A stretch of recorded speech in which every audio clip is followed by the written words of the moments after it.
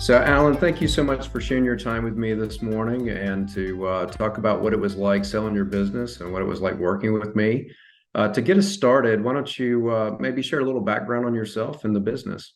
Sure, sure. And it's my pleasure. Glad that we could do this, and glad to share our story and our journey together.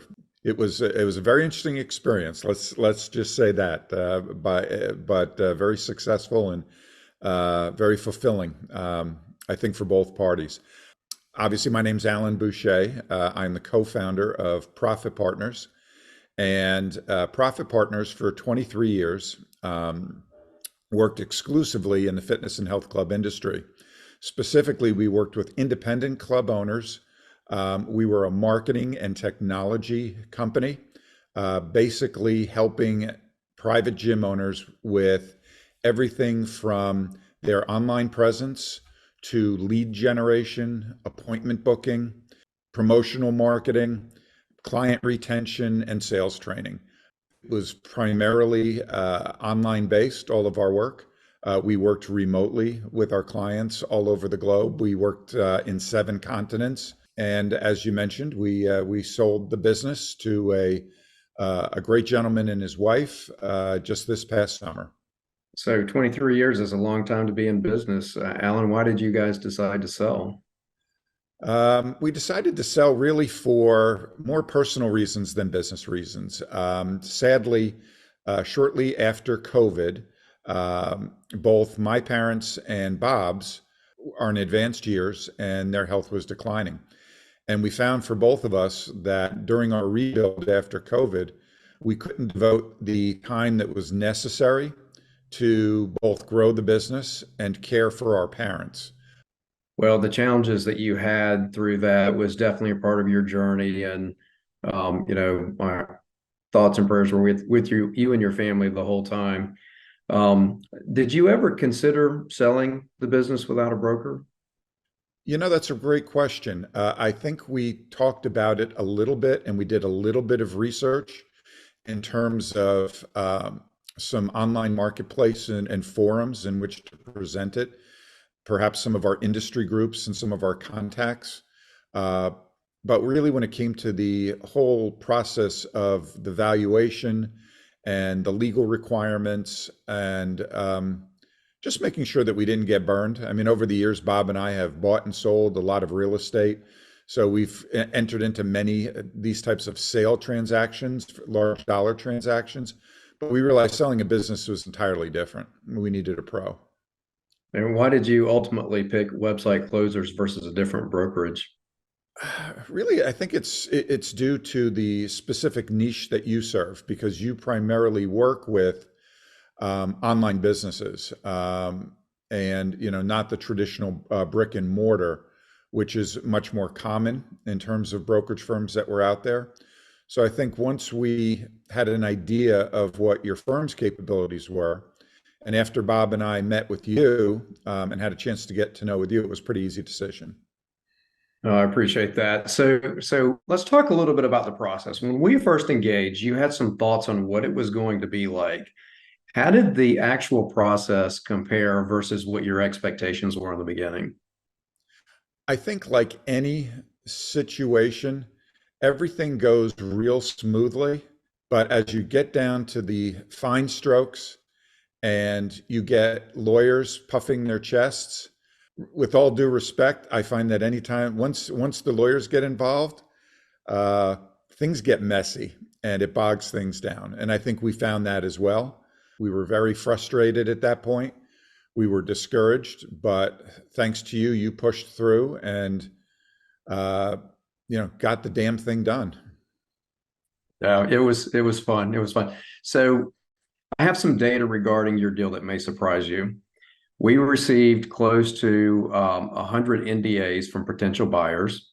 I had almost 200 emails and calls engaging with different buyers throughout the process. And in the end, we received a total of 8 offers. What did you think about the conversations you had with buyers through that process? It was very interesting because was very much a personal sale, to Bob and I. 23 years. It's like, when your kid leaves. and out of the nest. And unfortunately, the kid ain't coming home. So you're never going to see the kid again.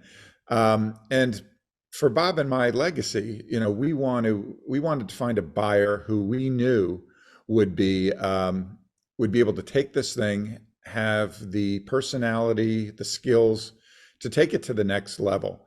Because being in the fitness industry and going through COVID, and you look here in the U.S., I mean, gyms were one of the first things to close down and one of the last things to reopen. So it was quite a bit. It was quite difficult for us, as we were going through this process of rebuilding and then selling the business. But yeah, I knew that you were receiving, quite a bit of interest, and that your marketing efforts were going to prove fruitful for us. So let me ask you, so as other business owners start to think about selling their business, what advice do you have for them as they're looking to exit? I think the most important thing that a business owner should do if they're thinking about selling their business is to really make sure that you put the right team together to help you do it. As we all know, there are so many additional moving parts and things that to somebody who's not trained or excels, you're going to screw something up. And for certain, the buyer will have representation. So, I think having the right lawyer and the right broker to get you through the deal. And our lawyer was as fantastic as you were, Eric. He was extremely patient. He was very generous with his time, and he was very understanding of the financial situation. So we didn't feel like we got railroaded or anything like that. So everything was fair, and that's all we were looking for. We just wanted to walk away from it having a really good, positive feeling. And I think the way that we did that, make sure that you structure a good onboarding and transition period for your business. I think if you're concerned, if it's not just for the money and you're concerned about your legacy, work with a big piece of advice is work with that new buyer for a minimum of 30 days and hopefully up to 90 days, and negotiate it into your package, either as part of the sale price or to stay on in a consulting capacity on a retainer basis with the new buyer. We found that our buyer was exceptionally grateful to have that period of time. He never abused it. So yeah, I guess to wrap, and not to get too wordy on it, have the right team around you before you get started. Get all your ducks in a row, and by that I mean everything that you do to run your business, and create those different folders or files, whatever we want to say in terms of how do you market the business, how do you advertise the business, how do you run it, what software programs do you use, what platforms do you operate on. What are your banking arrangements? How do the customers pay you? All of those things are going to come up, and you need to be prepared. If you get that done on the front end, you're going to have enough to do once NDAs are signed and people are looking to have interview calls with you. You're going to be busy enough with that, and you don't want to be spending hours and hours getting your materials prepared while also taking and fielding calls, because you'll never be able to move into due diligence unless you have all of that, because that's going to be part of the process. That is great advice, and that's exactly the key to having a good, smooth process. The process is challenging enough, but having everything organized and being prepared for it is really important. So, Allan, one last question, a little bit of self-serving question. So, people watching this video are going to be business owners and founders like yourself who are considering me to be their broker. What would you say to them as they're thinking about selecting me to be their broker? Well, I think when you're looking to select a broker, and particularly somebody like Mr. Eric Pittman here, Eric, from day one, we knew that he was professional, very personable, which I think is important, because this is much more than a business transaction, both to the buyer and to the seller. It can get emotional. And I highly recommend Eric, not only for his professional skills, but his ability to at times talk us off the ledge, get us back in, help us retain perspective when emotions do run high. And my business partner and I have quite different personalities. And I think with Eric, he recognized that very, very early on.